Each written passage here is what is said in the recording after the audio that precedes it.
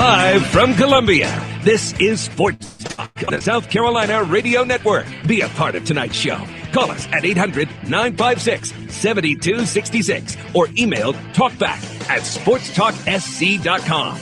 Now, here are your hosts for Sports Talk, Phil Kornbluth, Kevin McCrary, and Tom Hayes.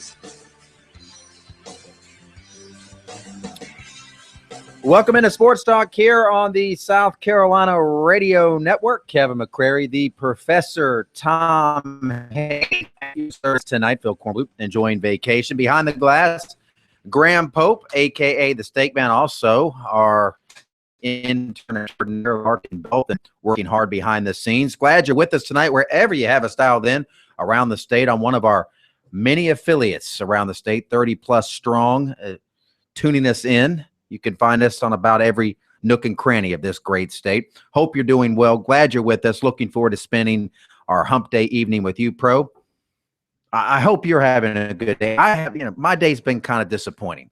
I've been following the NBA free agency. I was very excited. I thought the Lakers were going to make a splash today. I thought they had this ace up their sleeve. And instead, not only have they not made a splash, well, they've made a splash, the wrong kind of splash. They're the laughingstock around the NBA today for blowing their pitch with LaMarcus Aldridge. But other than that, I am doing well. Well, the two metropolitan areas have not had good days, New York Knicks and the Los Angeles Lakers. It's just interesting. I was surprised. I'm somewhat surprised at Kevin Love. I think the draw was to win a title, but I could have seen him saying yes to the Lakers because, of course, he grew up, I think, around the Los Angeles area, played at UCLA.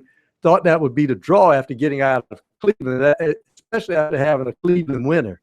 But apparently that wasn't enough, and he wanted to play with he's got the best player in the league out there, a team that went to the finals with just one guy essentially healthy in the finals.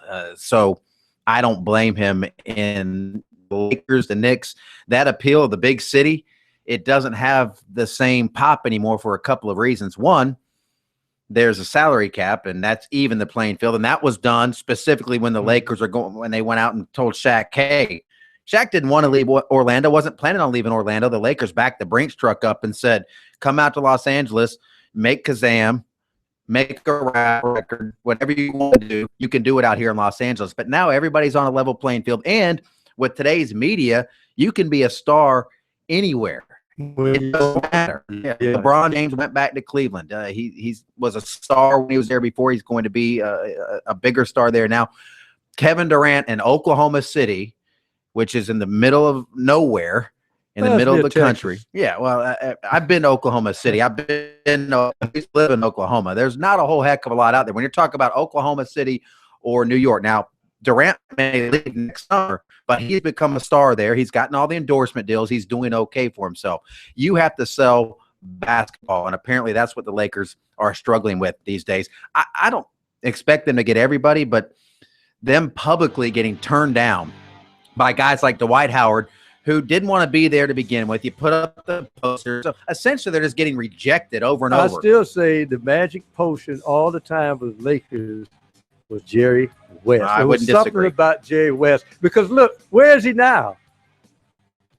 He's at Golden State as a consultant, right? The logo. He went to Memphis and they started winning.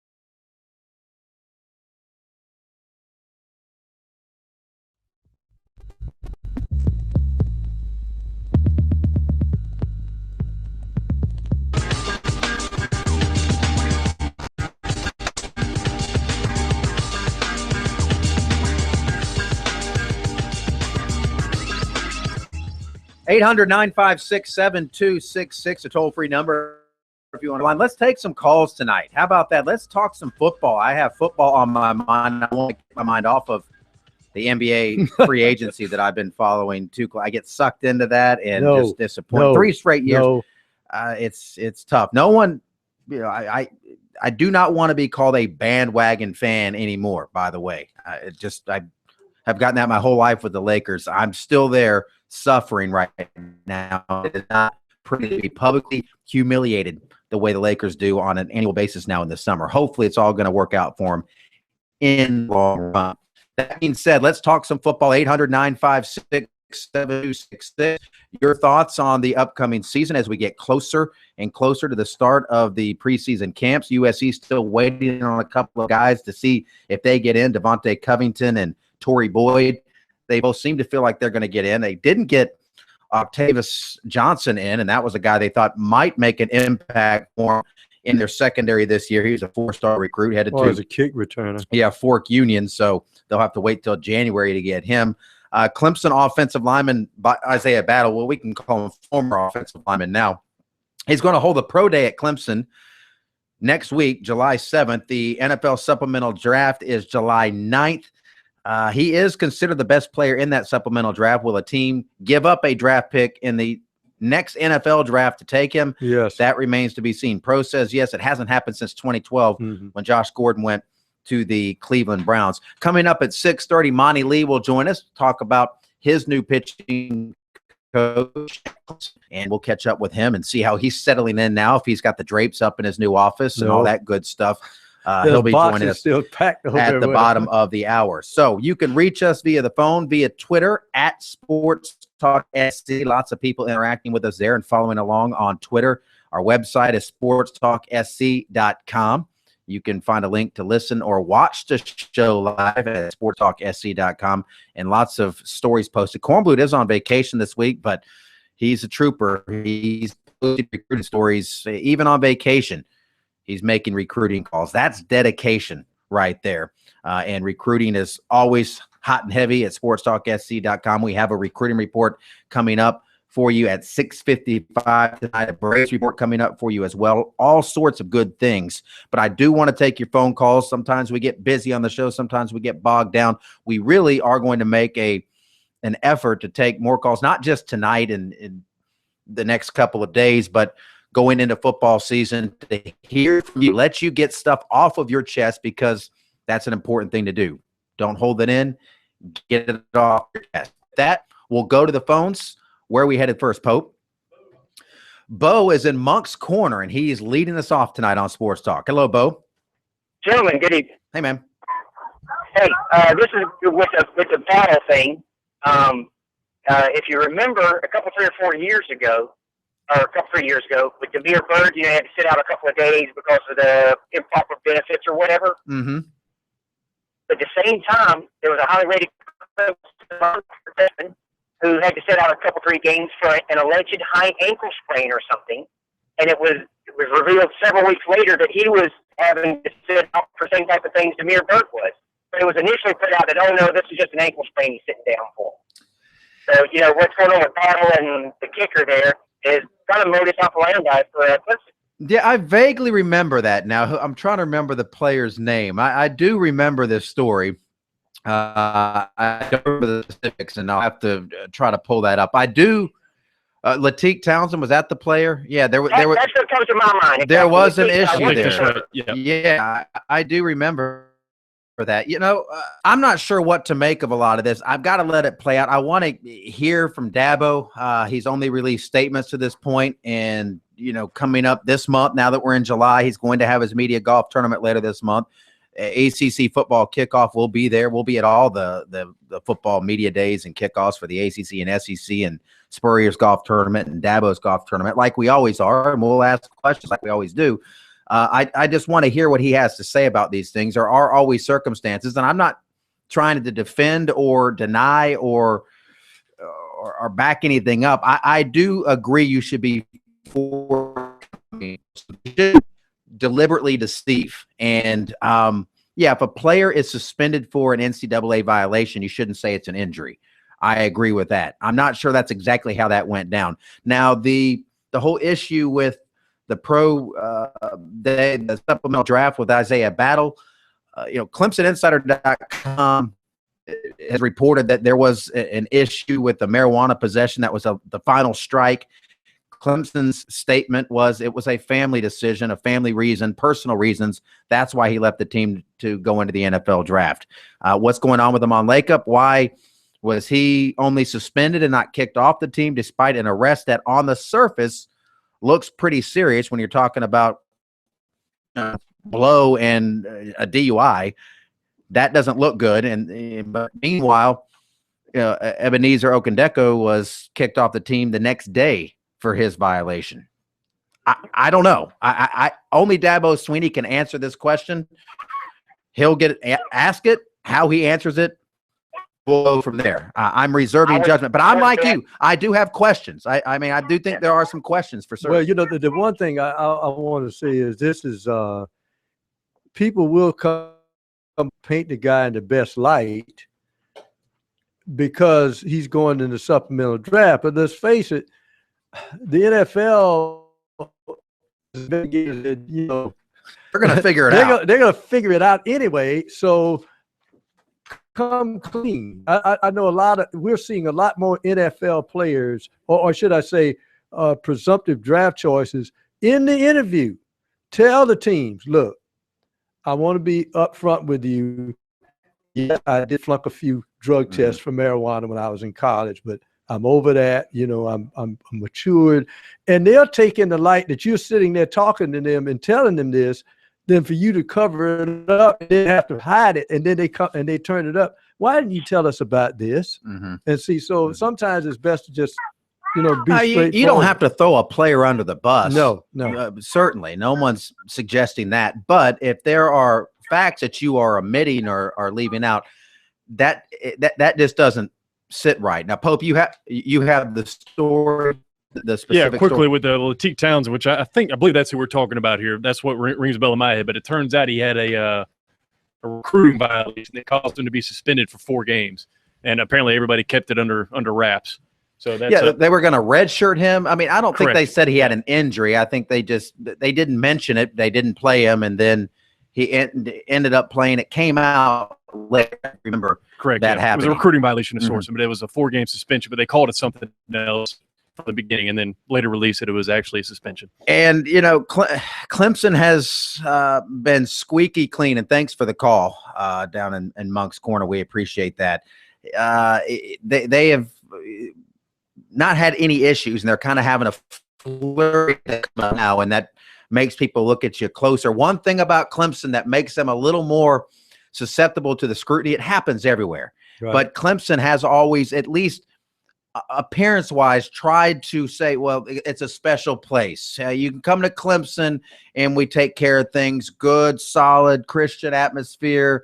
That's what we do here. But the bottom line is, they have a good, solid Christian atmosphere in Athens, Georgia, with Mark Richt, who's one of the first class. Like I think Dabo Swinney is, but it still happens there. You're still going to have issues, and that's what's happened at Clemson here. Now, how those things get reported and how they leak out to the media now with this new control the message. And here's another thing: Clemson is going through a major change in the organization of its athletic department, which they've done. Of course, they have a new AD, relatively new AD now, new people in the Clemson communications department, where the memos were leaked that their priority is not to serve the media anymore, it's to serve the fans. And serving the fans, you're going to try to control that message of nothing bad happens here. Guys aren't suspended, arrested. This guy wasn't dismissed from the team. He's just going into the NFL supplemental draft because, lots of guys decide 3 weeks before they're going to be reporting for school and getting ready for their senior year that I'm going to enter a supplemental draft, which may or may not be the end of my career. It doesn't add up, and people are going to figure it out. Back to the calls on the other side of a short timeout.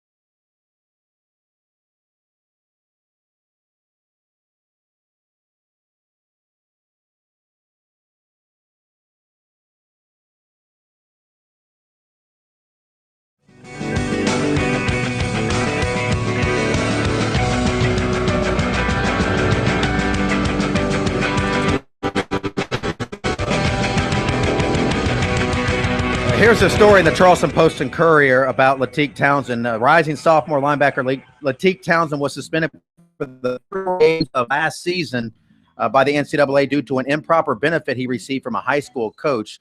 The media found out about it after the fact. In fact, that's why he wasn't redshirted that year. They played him that year, and people were wondering, why did they redshirt him? He didn't play the first 4 games. But had they redshirted him, he would have been suspended the first 4 games the next year, because you can't redshirt a guy and count that as part of his suspension. He has to be an active player, so to speak. So, yeah, that was definitely a case of, it's not a cover-up, but it's trying to keep things close to the vest, and it came out when the secondary it's going to come out eventually. That's just it. It came out with the secondary violations. You had to report those. Those are released usually once or twice a year by schools. So that's what I don't understand about it, because then it just looks like you're not being on the up and up with certain things. So yeah, thanks for the caller pointing that out. Back to the phones we go. Where are we headed next, Pope? Bob is in Casey, and he's up next. Hello, Bob. Oh, Kim and Tom and Grandpa, you've been reading the emails I've been sending you. I think Pope must have been getting them. They're not going to my email. Tom got one today, too. I've been in Wisconsin all day, man. Oh, well, ESPN's magazine has the Gamecocks ranked 10th in the preseason poll. Was that a magazine? Is that a magazine from 2013? No, they must be selling weed legally up there in Connecticut now. Could be. They're just selling about 36. Are you sure that's not a women's basketball preseason poll? We're talking about ESPN. The magazine has the South Carolina football team, the 2015 South Carolina football team, in its top 10. Yeah. You sure that's not 10th in the SEC? Yeah. Are you sure you're looking at this properly? I'm not saying you're wrong. But yeah, are you sure? Are you sure that's the University of South Carolina, not the Southern Cal Trojans? There's another USC out on the West Coast. Southern Cal's 20th. Now you go to Lindy, South Carolina's 49th.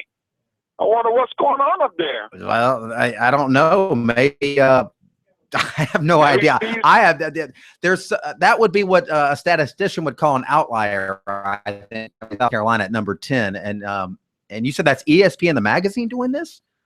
Yeah, it was on the release on their website, because I accidentally sent Corn.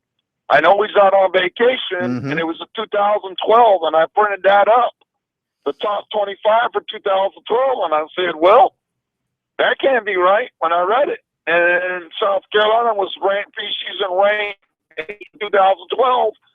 Then I asked the librarian to help me scroll it down. I said, no way, South Carolina's 10th. And Lindy's, they're 49th. Yeah, well, 49th I could see. I think that would make a little more sense. 10th is way too high. That looks like one ride because he's trying to get some juice. Yeah, well, and you never know how it's going to play out. A few years ago, Auburn, they'd finished last in the SEC. They went to the national championship, but there's nothing that would indicate South Carolina should be ranked in the top 10 of any poll right now.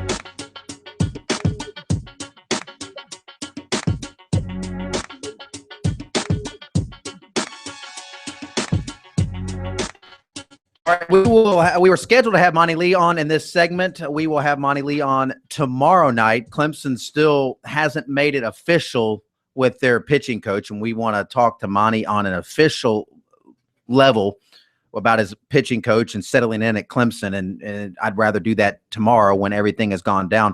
Lee is going to hire Duke's pitching coach, Andrew C., based on everything that we are pretty darn sure of right now, unless C has some kind of skeleton in his closet. Maybe he is wanted for running moonshine back in the day. No, that's going to be the guy. And when he is confirmed as an officially named the Clemson pitching coach, we'll have Monty on to talk about him, and he can actually talk about him. And we'll throw some other questions at Monty as well about how he's settling in there now that his recruiting is going great. He's not going to be able to talk about specific commitments, but he will be able to talk about his first few on the job. So what that does is it opens up more time to talk to you. We've got a great discussion going on. We're talking some college football. Anything on your mind, you can venture down that path. We have some emails coming in at talkback@sportstalksc.com, even some tweets coming in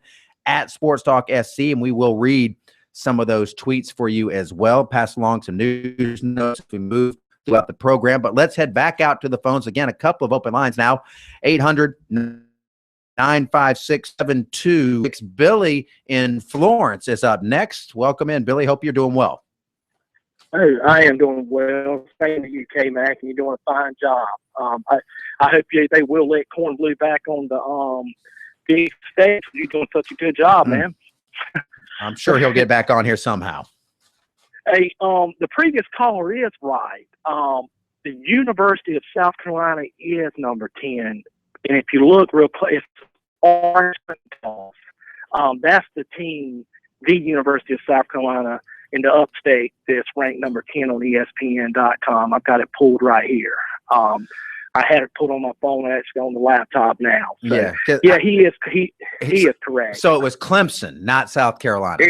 Well, wait a minute, Billy. What did you say? You saw it on what? ESPN? What? ESPN.com. He said the magazine. See, that's why I was saying, Billy. I was thinking there was a writer who sometimes they want to go out on a limb and do something crazy just to get attention, and put South Carolina number 10 on ESPN, the magazine site. So it's two different. Wow, okay. It's two different sites. It's ESPN, the magazine has their own site, and then it's ESPN.com. But I'm surprised that Clemson is 10th. I thought really they'd be a little bit higher than that.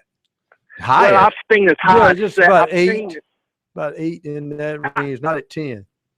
I've seen that. Oh, 10. Okay, Clemson. Professor. Okay. Yeah. I've seen that, Professor. I've seen actually the Tigers as high as 8 and as low as around between 8 and 12.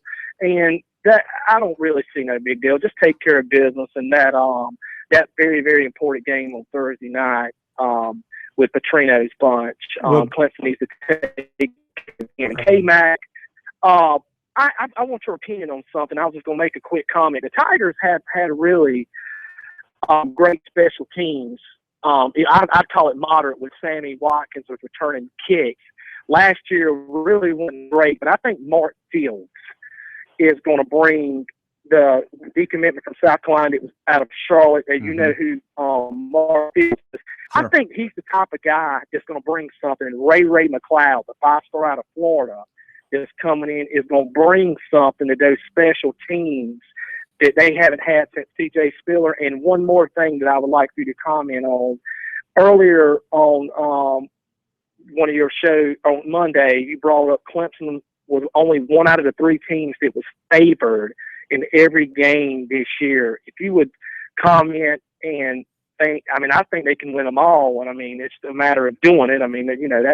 That's okay. They push favor because they just putting it where the money's at. Right. But if you would comment on that, and Mark Fields and special teams and Ray McLeod, I'm gonna hang up and listen to you. Yeah, well, I know Mark Fields has a chance to contribute on more than just special teams. Brent Venables mentioned him by name after the spring game as somebody that they might need to pop in there and give them some depth on defense. They're going to have to play some young guys on defense. Mark Fields was a very, very highly recruited guy out of Charlotte, and somebody that could make an impact. That we all know about McLeod.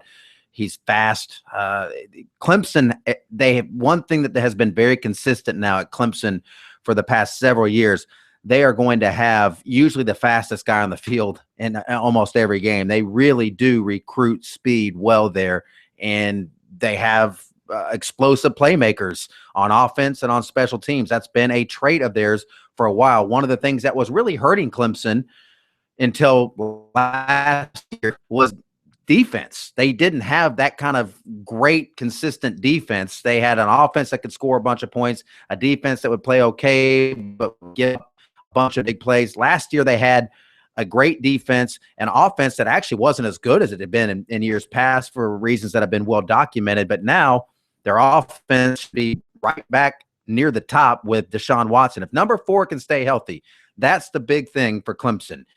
Keeping Deshaun Watson healthy for 12 games. That should be the question of the night of the summer. Will Deshaun Watson start and play in all 12 games for Clemson next year? Would you say yes or no right now? If you can, yes or no, Pro, Deshaun Watson stays healthy for 12 games? No. Pope, yes or no? 50-50. How about that? 50-50. So he hedged his bets. I will tell you how he can stay healthy, though. And that is, in my opinion, you're going to see Clemson with a lot more 3-step drops, and you're going to see them, because what's the use of having all great running talent and not use it? So I'm thinking 3-step drops and a stronger use of the running game.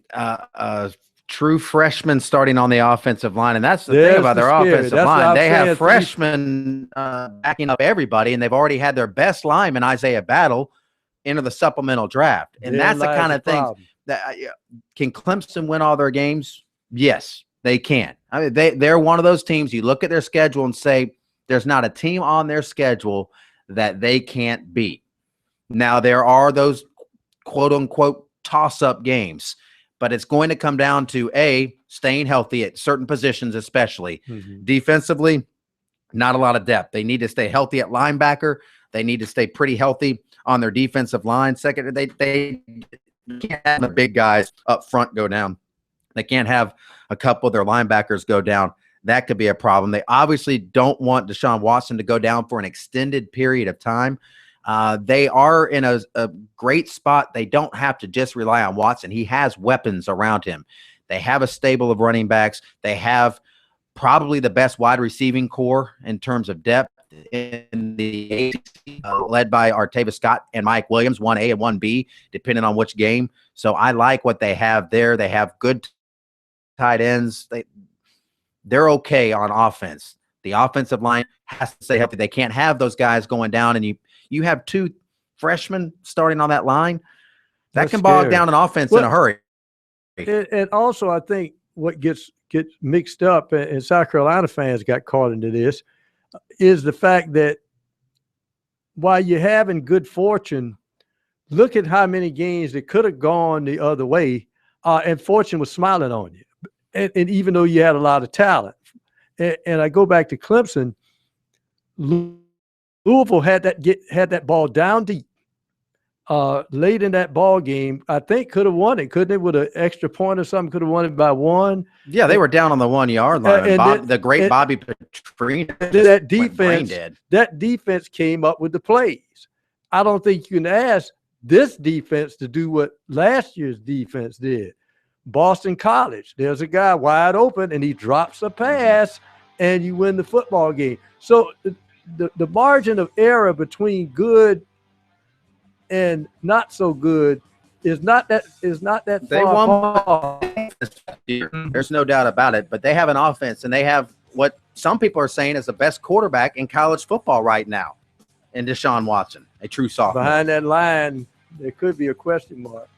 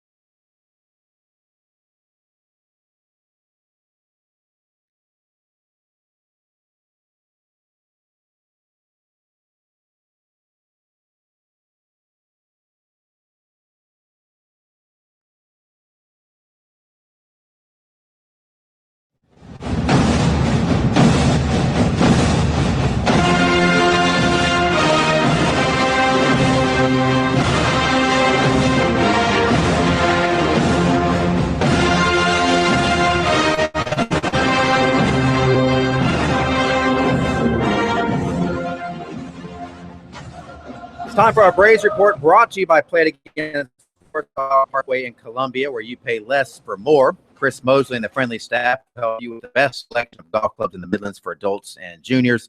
And by Founders Federal Credit Union, helping South Carolinians attain their financial goals. Mike Morgan joining us on the line now. And boy, got off to a rough start. Never really got better for the Braves last night. Shelby Miller, despite the fact that he gave up a 4 spot in the first inning, Mikey still pitched pretty well, but again, no offense. Yeah, it's hard to be too down on the guy who struck out 10 hitters. It was a pretty formidable Washington lineup. At times he looked really strong. It's not as if he was completely off his game. But like you said, in the first inning, that just set the tone. And going back to the conversation we had last night, as a pitcher, I don't care how strong you are mentally, when you know your margin of error is paper thin, and Shelby Miller knows that better than anybody on the staff, and then you give up some runs in the first inning, now you know you've got to be perfect. I mean, the moment that that's nothing, he's got to be saying to himself, well, I guess I'm not going to win here today. So the streak of a month and a half will continue, and it did. The Braves offense was baffled all night. Look, Zimmerman's a very good pitcher. Jordan Zimmerman, to me, is a very underrated pitcher in Major League Baseball. But, again, the Braves offense has been so anemic now for the last 10 to 12 games. Sometimes it's really hard to watch. And, of course, I thought – I don't know if you saw the game from the beginning, but I thought the first Nats hitters hit some real good pitches. I mean, it was some nasty pitches they hit, and it's almost you had a feeling that it was not going to be his night when those first guys got on with pitchers that looked like they dropped off the table and they just stuck their bat out almost at the shoe tops and they got hits off of them. But as you said, the Braves, their pitchers are pretty much just pitching, just hoping for the Braves to score any runs. But this team seems to not have any speed to run, no bunting. It almost morphed into what we saw last year. Yeah, I wouldn't go quite that far. I mean, I think Cameron Maybin can give you some speed in the game, can get on in other ways, other than hitting home runs. Jace Peterson has been that kind of guy. They've got some guys that even when they lose, if this makes any sense, they don't look as ugly losing as they did last year. They usually put the ball in play. They usually will have some action on the bases and try to stir things up there. But, last night, again, Zimmerman, he can be an ace. When he has his A game going, he's just so strong. And without Freddie Freeman, he really has no one to fear in that lineup. So he had it going. The Braves also committed a terrible error. Brzezinski, I don't know what he was thinking in that rundown. It was just kind of a combination of things for a lackluster effort. So, you turn the page and you try to get somebody out of Whistler, the rookie who looked good in one start, looked terrible in another. See what he's got today. This will be one of the bigger starts for him because right now they need a stopper. They need somebody to stop the bleeding in this matchup against Washington, which is so one-sided. And tomorrow night, Max Scherzer slated to pitch, and the Braves are going to have another guy making a debut tomorrow night. Yeah, they've got yet another guy. Remember now, they've had some different issues with that 4 and 5 spot. Forgive me, I can't remember the kids. It's a long, I believe, Latino name, but a guy that we're not that familiar with that's going to be going tomorrow. So you've got a rookie today, you've got a rookie tomorrow. If you're Freddie Gonzalez, you're really just rolling the dice and trying to come up with things. I know a lot of fans have been critical of Freddie, and I'm not sitting here telling you Freddie Gonzalez is a great manager. That remains to be seen. But what he's had to work with between last year and this year, as close as you can get to giving a guy a pass, I would do it because you just don't have many other options right now. But tell me this, looking long term, obviously it seems that the Braves have acquired some good young arms. Do you see them a couple of years from now when they go into the new stadium? Are they going to dole out the cash to draw free agents in to provide some oomph for this offense? Absolutely. I think that's been the plan all along. Start stockpiling young arms. Shelby Miller, Whistler, Eventually, Fultonevich will get back up. All these guys are below the age of 25. I mean, it is right now the youngest rotation in Major League Baseball, and they're still figuring out who their best guys are. They still have a couple of guys that they think in time are going to be studs. And when the time is right, they'll spend the money on the hitting, but right now they don't need to. Manny Banielos is the starter tomorrow. I think I'm getting his last name right, against Max Scherzer. Welcome to the Bigs, kid. You're facing Max Scherzer. Mike, we appreciate it. We'll talk to you tomorrow night here when we continue with our Braves report. Hopefully they'll get it going again. They've lost 9 straight to the Nats. Be right back. Recruiting coming up.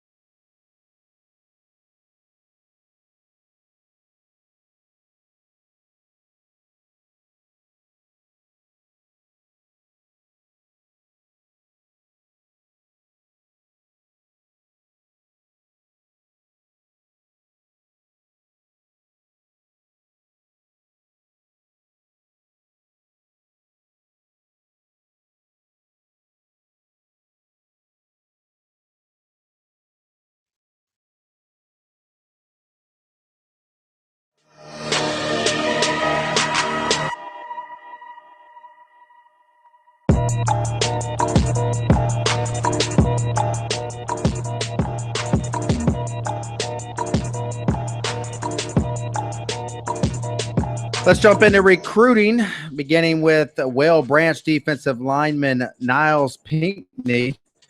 He has not really been focused on recruiting for the past couple of weeks for good reason. His cousin, State Senator Clement Pinckney, was one of 9 people killed in the Charleston church shooting earlier actually last month now. He said he hasn't been thinking about recruiting. He's just been there for his family, and it's hard for him to believe. However, life does go on, and that means getting back to swinging things from a recruiting standpoint. He's basically only considering Clemson and USC at this point, with no favorite between the two of them. He last talked with Clemson recruiter Tony Elliott a couple of weeks ago, and he'll attend the All-In Cookout July 17th. He's also been in touch with USC recruiter Deke Adams. They want him to come in July. USC does, but they don't have an exact date. He doesn't have a timetable and has a simple idea for choosing a winner between the Tigers and Clemson's, between the Tigers and Gamecocks, wherever he feels is best for him. I wonder if he's related to Cleveland Pinckney. I think that's spelled a little different. Pinckney and I think Cleveland was spelled a little different. Former Gamecock defensive lineman. All but 2 of the USC 2015 football recruiting class are accounted for now. That defensive back Octavius Johnson revealed that he'll have to attend Fork Union Prep in Virginia. Johnson did not academically qualify, so the Gamecocks now will turn their attention to 2 others that they hope do get in. Transfer Torrey Boyd and defensive end Devontae Covington. Boyd is finishing up some coursework.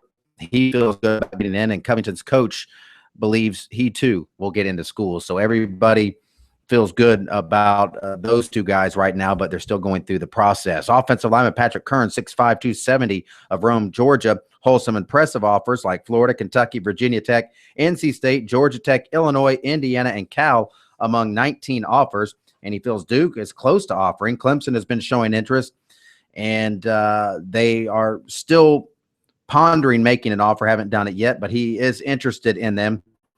People said Clemson likes him on film, and they want to see him in camp before they offer.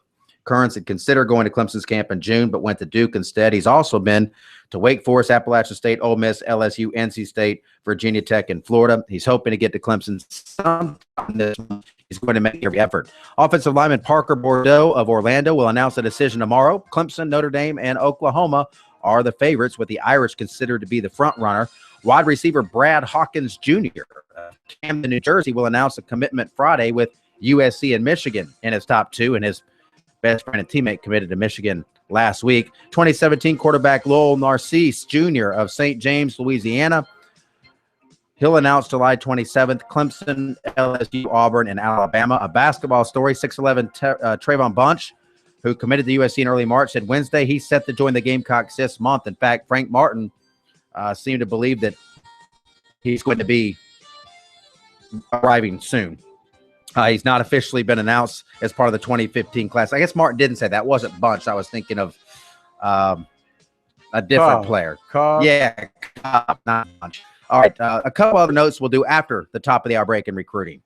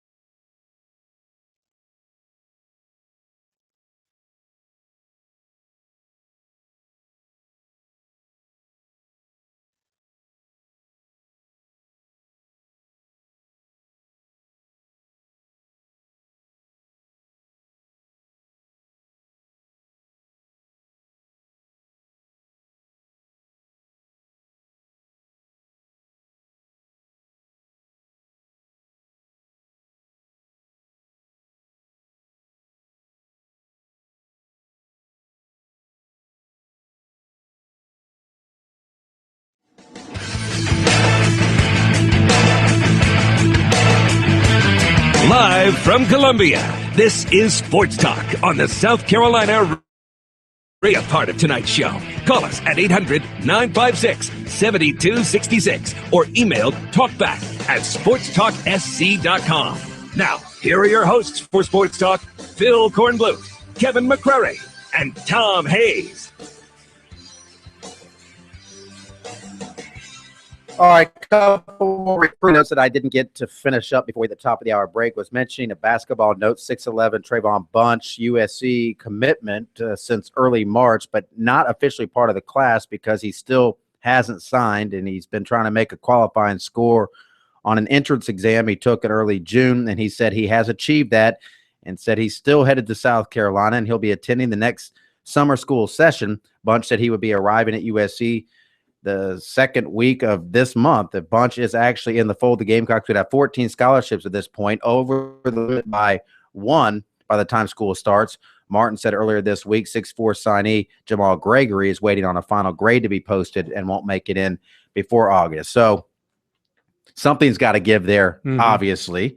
They will be at 13, and it's all said and done. Who the odd man out will be or whether it'll just take care of itself, depending on academics, we'll find out. Where things stand there with Trayvon Bunch. On a baseball note, 2017 infielder Elijah Henderson of Blue Ridge committed to Clemson Wednesday, the fourth commitment for the class. Last season, he batted .429 with 2 homers and 16 RBIs. So Monty Lee and Bradley Lee Croy continuing to up on the recruiting trails there, getting 4 commitments now early on. And Monty Lee will join us tomorrow night. We were going to have him on tonight, but we pushed that back until he can officially announce his pitching coach, which we know is going to be the pitching coach from Duke, but it is not official yet. So we will wait until it becomes official. Another baseball note to pass along, Northwood Academy coach Bryce Flory. You guys might remember him. He played in the Red Sox organization. Wasn't he? He's the one that took the ball off the bean. It did a line drive, came right back and hit him in the head. But he has resigned from his position with Northwood Academy after 2 seasons, citing what he feels was a lack of support for the baseball program from the school administration. He still wants to stick around and coach. This is from a story in the Charleston Post and Courier. Former Northwood player and Flory assistant Derek Smith, who played collegiately at Charleston Southern, is considered to be a strong candidate to replace Flory there at Northwood Academy. They went to the SCISA state finals this past season, finishing with a 13-13 record, and Flory was 24-20 in 2 seasons there. So there you go. 13 and played for the state championship. Guess they got hot at the right time. Well, I mean, Virginia was what, 15-15 in the ACC and won it all. It's just about get in and win. That's what it's all about. We will continue with phone calls on the other side. We are wide open this hour. We have some news to pass along, some things that have been happening that we will fill you in on. Mentioned the story with Isaiah Battle and his pro day coming up next week. NASCAR news to pass along. All sorts of things that we can kick around. Oh, more trouble for a Florida State quarterback. Is that surprising? A Florida State quarterback in trouble? It's not Jameis Winston this time. Jameis Winston, you can't blame me. Sports Talk continues after a quick timeout.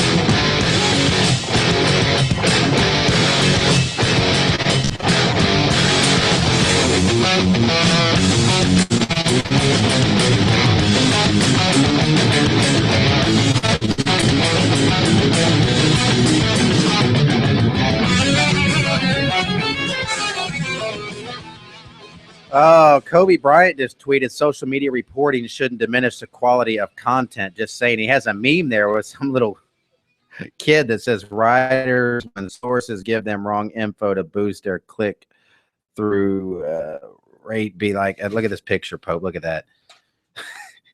Mamba tweeting now, who was apparently in the meeting that the Lakers reportedly blew with LaMarcus Aldridge. I will say this, ESPN, this morning when I woke up, me being the idiotic Laker fan that I am, I wanted to see how the meeting went. I knew they were meeting at midnight, 12:01 Eastern, 9:01. The Lakers had the first meeting with him. He was definitely interested in LA. They got the first meeting. So I wanted to see about 7, 8 o'clock this morning. I was reading the story on ESPN.com that it was a 2-hour meeting and he was engaged. It went well. And then today it comes out that it was a complete catastrophe. Well, first of all, let me ask you a question. If you being a Lakers fan or any fan of any team, if a guy say he's meeting with 7 teams, wouldn't you prefer to be the last team, not the first? Well, sure, yeah. Because if you're one of the first teams, he's liable not to even remember what the first 2 team meetings were about. I've always felt from the jump that LaMarcus is headed towards San Antonio. Me too. Outside of all the media reports, it just makes the most sense. Mm-hmm. You know, And he is a Texas guy. And I know he played at University of Texas. I'm pretty sure he's from the area, but you think about what he brings to that squad with the aging bodies, and they're all getting up to skeleton land. But with Pop, I mean, but the thing about LaMarcus that's nobody really knows on this end of town is we don't really know what makes him tick.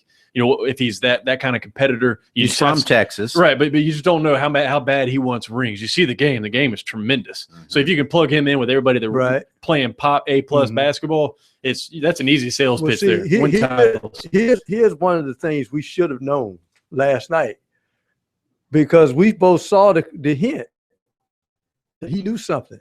Pop, what did Pop say? I'm in the bed. I'm going to bed. I'm not meeting with somebody at midnight. So maybe he knew. And he said, if I have to be the first one to be there at midnight, then I don't want that player that wants me to do that anyway. Mm-hmm. And Popovich and the Spurs, they have managed to get it done again. It proves you can do it in a smaller market that doesn't have all the glitz and the glamour. And that's what the Lakers are still trying to sell. And you're not going to get everybody. And I'm with Pope. I don't think that Aldridge is making a bad decision. I don't fault him at all for going to the Spurs. They're going to be in a position to win right now. The Lakers are still going to be a year or 2 away from really competing for a championship. And in the Western Conference, maybe even competing to get into the playoffs. With Aldridge, they would have been a 7 or 8 seed with their current roster in all likelihood. So I don't blame them. But what bothers me is hard to watch as a Laker fan, maybe not bothers me, is that they are publicly swinging and missing on guys. Howard was on his way out the door. It was just a train wreck of a situation for him. He didn't want to be there. They put up these big posters outside of Staples with him on it that say stay. He takes less money to go to Houston. They treated Pau Gasol terribly for the last 2 years, made him involved in every trade rumor, then asked him to stay. He left for Chicago for less money. That he takes off. They make a big pitch to Carmelo Anthony when he was going back to New York the whole time. They do this whole song and dance, telling him how they can make him a star in Los Angeles. He says no. So this is 3 straight years of just going out there, and they're not just going to miss on Aldridge. They're going to miss on, it appears right now, everybody. They're probably going to end up signing one of the Lopez brothers. And go on about their business, which would have been fine from the beginning if they would have just said, look, you got to go through back channels. I'm not sitting down and talking to LaMarcus Aldridge unless I think we can land him. Now, I think they really thought they were going to land him and had a shot at him. And apparently, again, if you go by the reports, sorry, Kobe Bryant, not trying to diminish your tweet here and your meme, but the report he sat down with the Lakers, the Spurs. So you're trying to flip him from San Antonio. The Lakers used to be able to do that. They're not able to do that now. Well, you know, one of the things that gets me, and this is another reason I talked about, you can't get rid of the logo in Jerry West, because they said even in their heart, and you remember this, even in their harshest disagreements, Jerry West would sit down with Shaq and Kobe, and they come out hey, everything's great. It's something about now. Jerry had these quirks where he couldn't even watch the game because he was scared. Remember, he had to stand in the stairwell, couldn't watch, but he knew how to handle players off the court.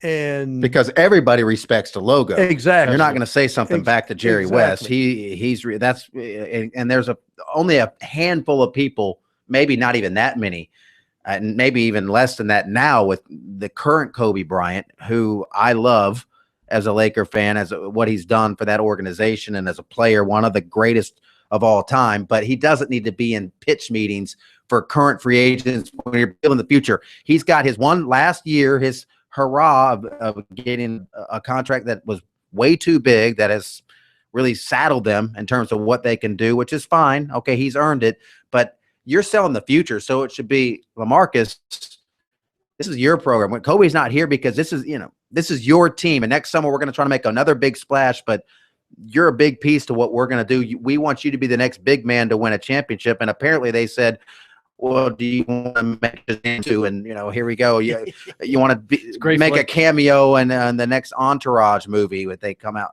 That's not, like Graham said, we don't know what makes him tick, but certainly I think if you're a basketball team, you might want to make basketball pitches. Tony just made the pitch of we win basketball games where the Spurs, even Houston, had the analytics of this is how we're going to use you. This is what's going to happen. This is how many touches you're going to get. Didn't happen. And Pope talked about how competitive he is. Well, sometimes that's what makes a guy go to another market. In other words, he may have come in LA. I'm a ball player. I love to win. I don't need all this other stuff around me. Then he goes to Pop, who's probably dead serious about the game. This is the guy. This is who I want to play for. Because think about Portland. I mean, think about the last time. I'm a basketball nut, and I can't tell you how many interviews I've seen of LaMarcus Aldridge. I can't even tell you what his voice sounds like, and that's because he's lived out there in anonymity for so long. And there's only one other place with black uniforms. You can still picture LaMarcus. He looks good in black. He's done it for years. I mean, it just makes so much sense to me. Outside, no more hoopla, none of that. And to your point, it's no more Jerry West plus a Kobe who looks like he's still going to win championships. You now got a broken down Kobe. You're telling me Jim Buss isn't as smart as Jerry West? I just don't think so. No way. Jeannie Buss? Come on. No, well, it's interesting. I think, and I listen to him sometime when I can. I haven't been able to listen to him lately, but Colin Cowherd made an interesting point. He said, watch teams that's been owned by families. And who's had to build his business and the way he runs the team. But now you turn the toy over to the bratty, entitled kids that have never done anything but have exactly. Although some families have pulled it off better than others. The Rooneys are doing okay. Yeah. And the Yankees, maybe to a lesser degree. I mean, Hank Steinbrenner's done okay. They've won a championship since George has passed, at least. The Lakers haven't won a championship since Jim passed. And when he was on his deathbed, that's when they made the blunder of making Phil Jackson not head coach of the Lakers when they should have probably went ahead and brought him back. Although it's past history. There's a lot of blame to go around. And Phil looks like a better coach now than a GM. Yeah, we'll see how it works out for him there. Email coming in, talkback@sportstalksc.com. For some reason, I can't get you on my computer tonight. That's the local Columbia, South Carolina radio station y'all are on. That's from Joe. Well, we are on in Columbia on 1470 and 95.9. That's the point. We are preempted at 7 o'clock, so it's not going to do you any good. SportsTalkSC.com. You should be able to watch us, or there's a link to listen to us live there at SportsTalkSC.com as well. So hopefully you can dial us up that way. Appreciate the email. More Sports Talk coming up.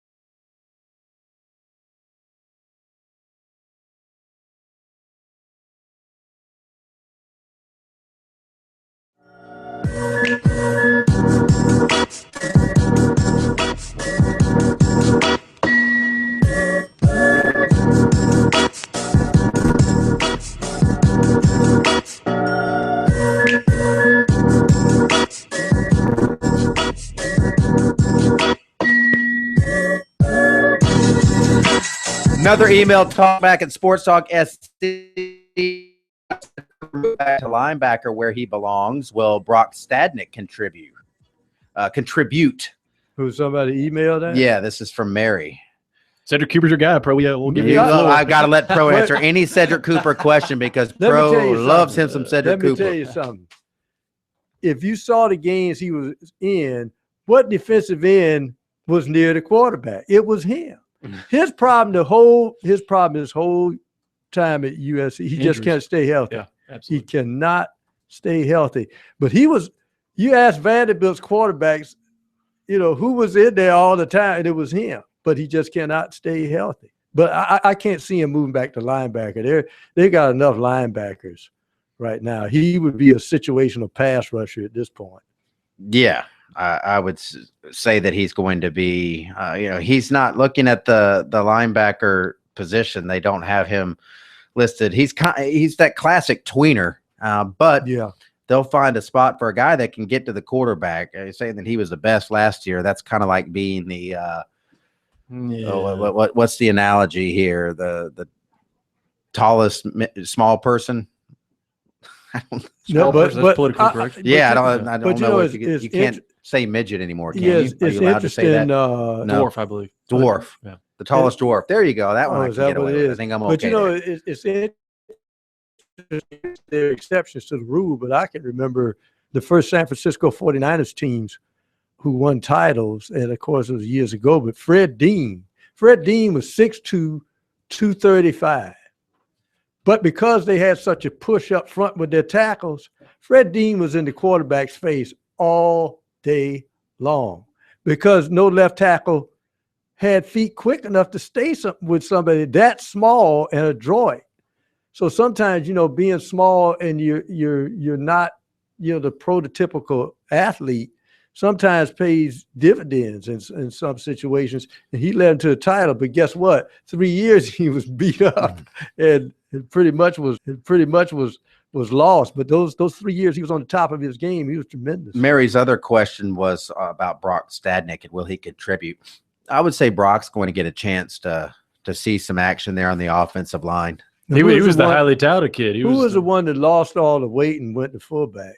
That was his brother? Clayton, I guess. Yeah. Clayton was the center. Remember, he was supposed to be considered the quote unquote afterthought in the recruiting of Brock. He was, I think they're from North Carolina, if I remember correctly. Right, but he was supposed to be the right tackle of the future, if I'm remembering correctly. But that was 3 years ago. So he just hasn't materialized for whatever reason.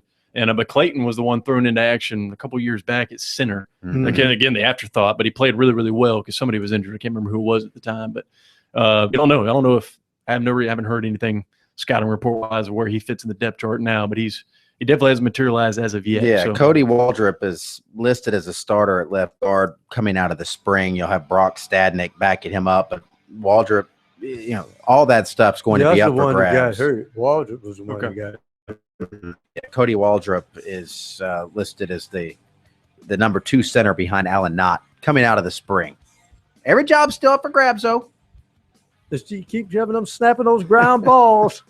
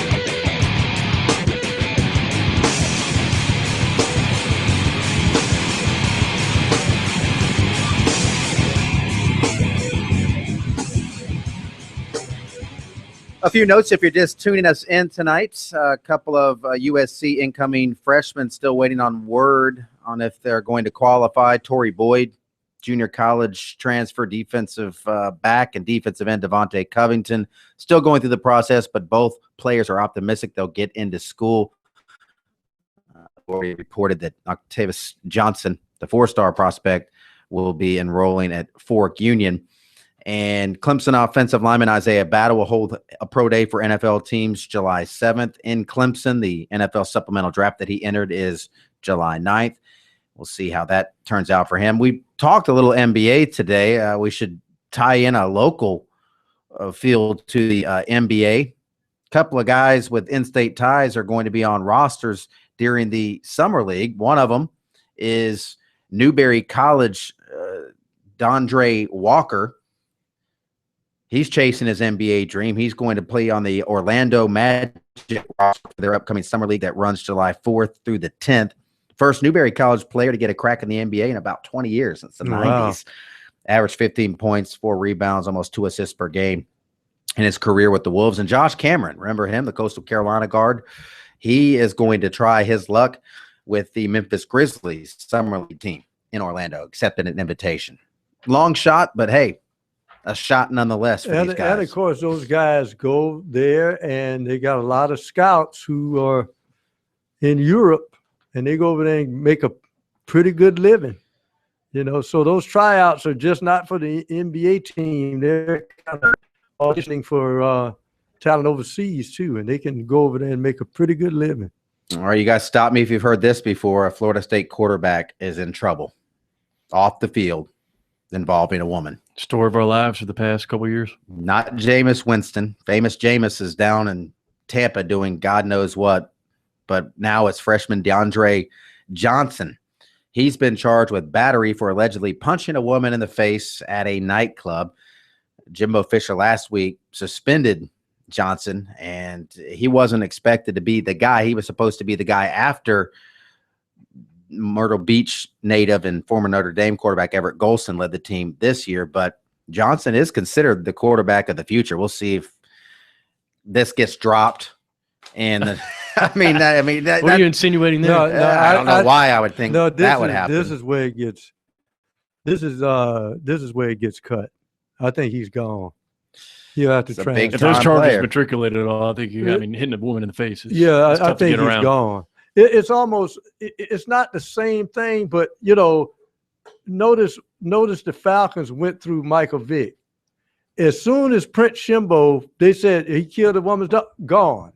I mean, just no questions asked.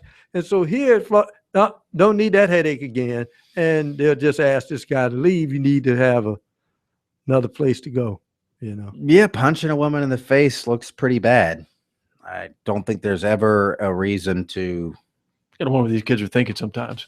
Like Pro said, you just dealt with the face of your program for 2 years. And he's a freshman. That's why these coaches just try to keep these guys out of the nightclubs in general. Well, it's interesting that some of these guys, maybe they don't have a father figure. It's strange things about things because you have to talk to kids and explain to them.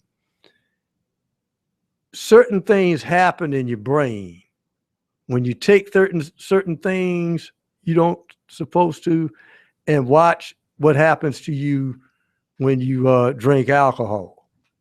And sometimes, I could tell you, my dad would say, "Look, sit here. You're 18. Sit here and look at you. Just want to see you drinking your beer there. I want to see how you act when you." So see if you hit a woman in the face.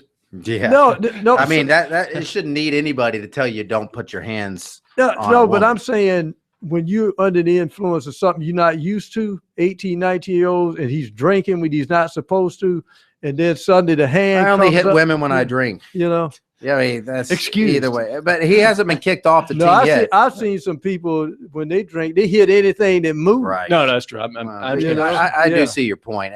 But either way. So you kick the guy off the team. That's the first thing. If these charges prove to be true, he's got to go. But we'll see how it plays out because as there's surveillance, there's a lot of times I see these stories. I'm like, that kid's gone, and then something happens, and They're not gone. I thought Jameis Winston, there was a time that I thought he would be gone. Never was gone. No. And I know people still defend him. There was just so much smoke, so many different tentacles to that story, but didn't happen. I would have thought that Auburn was going to get in big trouble when Cam Newton was there. All the smoke that was popping up around there. Nothing. And then people said, oh, they'll have to give it back in a couple of years. They'll finally figure it out. No, didn't happen. Now, these things are not all necessarily created equal. I think there's a difference between all things. And when you're talking about violence against anybody, much less a male, invoking violence upon a female, that's a completely different scenario than NCAA violations, even ones that seem egregious, like the ones that were percolating in Auburn. But it's just bad for Florida State that this is happening over and over and over again. But maybe that's the price of success. Maybe, but I need you still have to go into a kid's character a little bit deeper. And obviously they've had the orientation of talking about things. You know, obviously if it was Steve Spurrier, he said one of his fast rules, hit a woman, gone. Steal, gone. Because we can't have a thief in the locker room. 2 rules right there. So this guy would have known, wait a minute, I'm in South Carolina, hit a woman, bye. Just a little more added value to the Everett Golson trade as it will do, because now you've got one more body gone in emergency situation. But that's looking like a bigger and bigger get for them as they go into the season. I'm not sure who Florida State. I know they have a lot of pretty good players at the quarterback position that people have been talking about. Their line, though, has to be replenished. That's going to be a sticking point for them and Clemson. What are their offensive lines going to look like? Mm-hmm. Always a big situation. And the character of your team, when you see teams that are successful, let's just spin this to a local standpoint. When Stephen Garcia was at South Carolina, he was definitely the most talented quarterback Steve Spurrier's brought in. I don't think anybody would question that. I know Connor Shaw's the most popular and the guy that won the most games, but physically, Steve Spurrier hasn't recruited a more talented specimen at quarterback. That's true. Than Stephen Garcia. I'll use the word tools. Yeah, he had was physically gifted. Sure, absolutely. He had everything there from a physical standpoint, but mentally he never figured it out. Connor Shaw didn't have all the physical tools of one Stephen Garcia, but he did have it all figured out in terms of leadership, and he had great success. When your best players, and I believe this, and coaches say it all the time, when your best players are your hardest workers, that's when you have great teams. And when South Carolina had Marcus Lattimore and Connor Shaw, they had great success. At Clemson, they had some big runs with Taj Boyd, who was a great guy, struggled in one game against a team that was loaded in South Carolina. You look at Deshaun Watson. This guy has maturity, 10 times the maturity of Jameis Winston as a true freshman. He runs laps around him, from winning the interview, from understanding how to handle things. And you would never know that guy was 18, 19 years old when you're talking to him. He's an old soul in that regard. And I'm sure he has some kind of flaws and things that we don't know about, but he does a great job of presenting himself and handling himself in the right way. He's quiet. I love the quiet. Yeah, quiet, confident, and he gets it. But he's quiet, but he still gives you – he knows how to talk and speak to the media, and he knows how to obviously take over a huddle. The first time you knew when he went in against Georgia and you saw that first drive and that touchdown pass on the post across the middle, you said, wow, that isn't a normal – that's not something that just any Joe Blow can go out there and do. And he just built on that. You were waiting for him to crumble. Florida State, all the pressure's going to get to him here. Pressure's going to get to him. I'm still trying to figure out Florida State won that game. Wow. I think Dabo Swinney would love to get the answer if you do. I've never seen – he was pretty broken up after that one.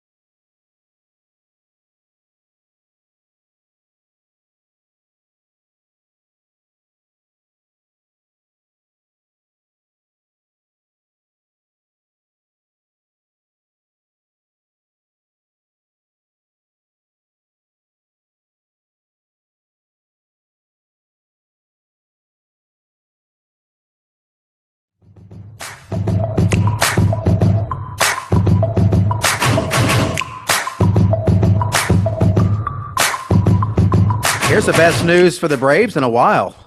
Their Rain game's delay. been delayed by rain. Delay. So, yeah, that might be a break for them. If maybe the whole rest of their season will just be delayed the way it's going for them right now. They are defining June swoon, but it's just delayed right now, not postponed. Some other games in progress. The Phillies, the worst team in baseball, losing to the Pittsburgh and Detroit scoreless in the second. San Francisco and Miami also scoreless in the second. The Cubs and Mets are scoreless in the second. Cleveland on top of Tampa Bay 2-0 in the second. In the third, Texas leads Baltimore 1-0. And the Yankees and Angels are playing in Anaheim, and that one is scoreless early. Boston lost to Toronto today 11-2, and Cincinnati beat Minnesota 2-1. Another final, Oakland beat Colorado 4-1, and Seattle San Diego 7-0. I'm still sitting here trying to figure out, and I haven't looked at the roster yet, how you fit 14 players into 13 scholarships. And this ain't baseball. I mean, it's a cap on scholarships, and you said the bunch of kids say he's going to qualify and be at South Carolina. What in August? Did he say?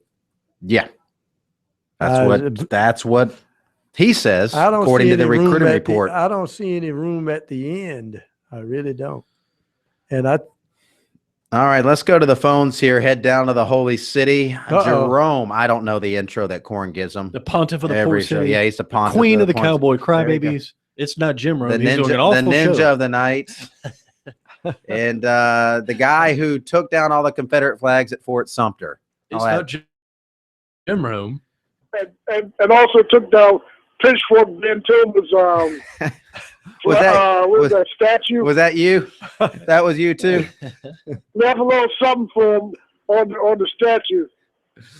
Yeah, I saw the picture of that. Yeah, I think there's some people looking for you, Jerome. Corn always kids you about calling us from prison, but if that's the case, I think you really will be calling us from prison. So be careful. We don't want this to turn into one of those. What was the guy's name that called the radio show in Alabama, poisoned all the trees? Oh, if you hadn't asked me, we don't want you to turn into that guy. I don't want some police officers to be knocking on the studio door tomorrow night. Well, tell me more about Jerome and Charleston. I just want to know. I need to send out a personal plea to someone. Okay. Named Aaron Rodgers. Could you please drop your girlfriend? Because I don't know if I want to be dating a woman whose hobby is practicing with swords. Okay? If you know what I mean. Did you see her? How do you? No, I don't. I don't keep up with the guy's girlfriends. She's an actress of some sort, correct? Who is his girlfriend? Can't remember her name. Olivia Wilde. Oh, good for him. She practices. No, I don't think that's her name. She practices with swords. Swords, sharp objects.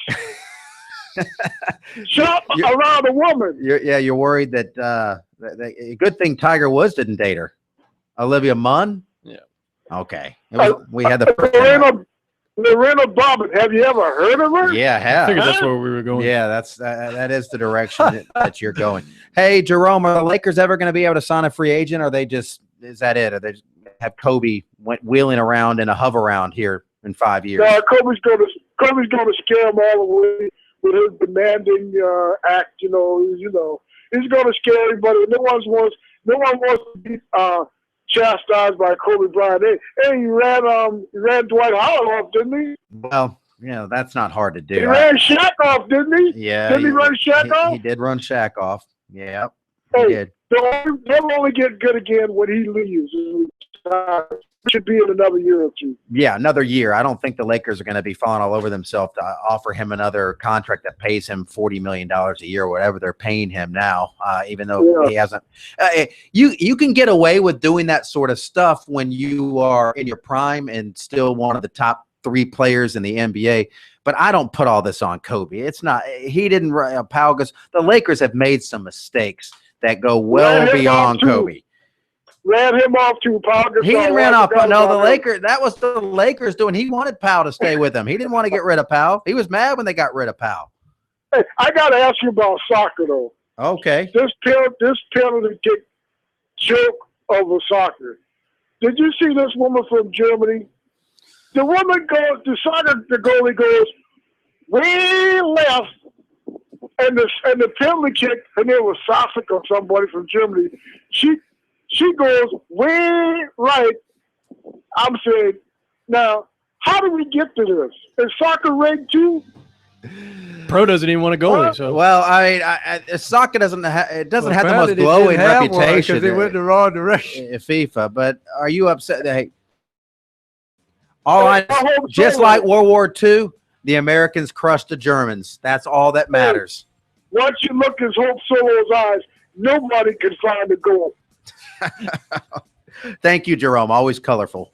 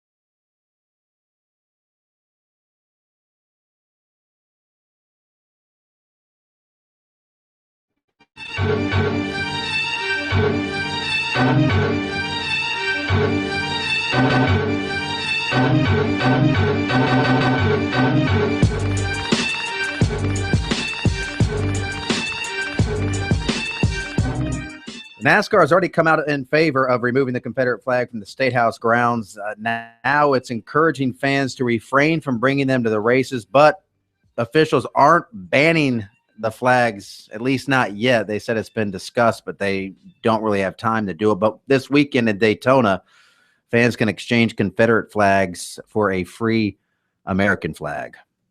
So there's that. But NASCAR is running fast. I saw that the Dukes of Hazzard's coming off the air. Seriously. Yeah, it's not going to be what is Dukes it? TV Land's old series. TV Land's old series. No more Bo and Luke Duke. And Daisy, but more importantly, no more Daisy Duke. They couldn't edit. Yeah, it was funny. I did a story years ago in another lifetime when I was in Spartanburg when it was on and going great guns. There was a teacher at Greenville Tech, part-time actor, and he had played on an episode or two. And he just said, Daisy Duke, I forgot her name, the star's name. And he just told me point blank, oh, she cannot act her way out of a wet paper bag. I thought that was sad. I don't think that was her role. I think it started with the looks. I'll say this, forget the flag issue. We've all made it, at least I know I've made it very clear over the last however many years I've been on this show that the Confederate flag off the State House grounds. But to NASCAR, I would say telling people not to do something, especially your core Southern-based fans. I've noticed one thing about a Southern person. if you tell them not to do something, you can almost guarantee that's what they're going to do it. So I would imagine there's going to be an influx. The best thing probably would have been to make the statement and then just walk away. People are going to be flying, and they're popping up now. I've talked to people that are down in Hilton Head, and wow, I see Confederate flags everywhere, and they're not used to seeing them. That's what people are doing now. It brings up both sides of this issue, which is why it shouldn't be on government property to begin with. That's a whole nother thing. You're entitled to fly it. I would never say anything to somebody when I see them at tailgates, and I do all the time. People have their flag. I just walk on by. I don't, they're entitled to do that if they want to do that. And if people want to bring them to a race, wear them on their shirts or fly them at their tailgates. NASCAR should just say, fine, but you're just really asking more people to bring them by telling them I agree with you. And plus, the deal is, and I agree with Frank Martin, a representation of all peoples in a government should be represented there on the state capitol. If there's something derogatory to one, you don't have it. And it's a lot of people. It's not. I get the PC run amok statements, but this isn't just the thing that's been legitimate for a long time. But anyway, I think it's coming down, and I think it's about time. But hey, if you want to bring them to the race, that's your prerogative as an American. It was about to come down go for it. Saturday. It did come down Saturday for a little while. That's going to do it. Back same time, same place tomorrow here on Sports Talk.